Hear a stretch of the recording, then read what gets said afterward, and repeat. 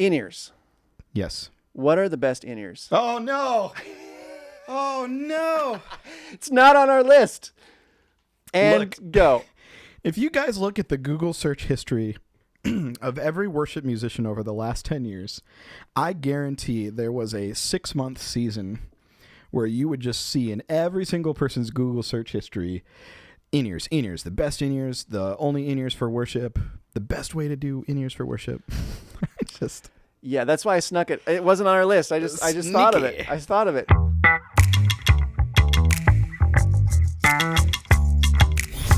So what are your thoughts? There are such thing as high quality and low quality in-ears. Yes. That's the first thing I'm going to say about that. And it doesn't have to do with price. No, but here's the big issue. We talk about Chance a lot around here. He's one of our favorite guys on the crew. And he was enlightening me on in-ears one day, and he's like, bro, you got a cheap little single driver in-ear.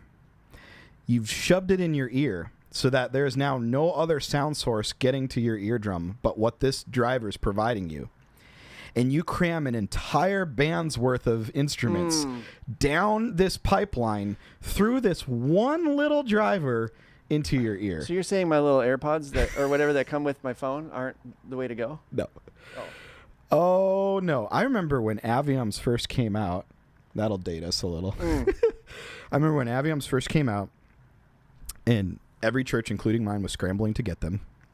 And we install them, and we tell our whole team we're going to go to in-ears. And we give them zero guidance, and they show up with cheap earbuds you buy at Walmart or Target, the ones that came with their iPods, because back then we didn't have iPhones yet. Yeah. Yep. Cheap. Yep. Or when the internet started kind of championing this, people were really drawn into affordable in-ears, and people, online websites would use buzzwords like professional and all this stuff. By the way, you can label anything professional. There's no accountability for that. Yeah. But if it's a single driver, there's just only so much information it's going to be able to handle. It's physics. You can't break the laws of physics. Right. So I have a buddy who plays on a team. He picked up a quad driver. That's 4. So 2 subs, a mid-range, and a high-range for like $75. It was some off-brand you've never heard of. And he thinks they sound great. Yeah. And they really suit his needs. Yeah. I've been able to find a decent dual driver, which I think is the minimum you should probably be looking for in in-ears. I bought that one from a more reputable company. I think it cost me $100. But the conception that the only way you're going to have a great experience on stage is if you run out and go buy $1,000 pair of custom molded 17 driver in-ears. That's not to say those probably don't sound good. They should sound really good. Yeah. With that many drivers and that much design. Yeah. Yeah. But what do we talk about all the time on Tech Talks? It starts at the source. The source. Let me paint you a quick scenario while we wrap this up. Crappy instruments, horrible mic placement, poorly tuned PA, bad acoustical treatment. No gain structure. And I've got $15,000 in-ears.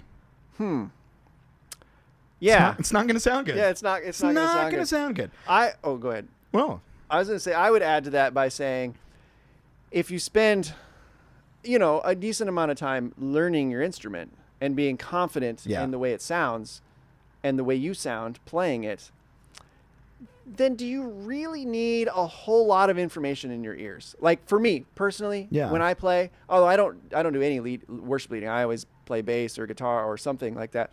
I just need to be able to hear myself and hear something to play to. Yeah. And that's pretty much, I'm not picky at all, and I just roll with it. I can easily get comfortable on a stage. Yeah. But that doesn't have anything to do with the way things sound for me. It has everything to do with I've spent a lot of time learning how to play. Mm-hmm. And so I think that's probably more important, knowing how to play, than what you're using. Like we talk about all the time, having good source, having good gain structure, well-tuned PA, those things are going to play a lot into what you hear in your ears. And then, try to find an in-ear driver that's got a couple drivers at least. Yeah. You know, that's going to give you a little more depth to the information.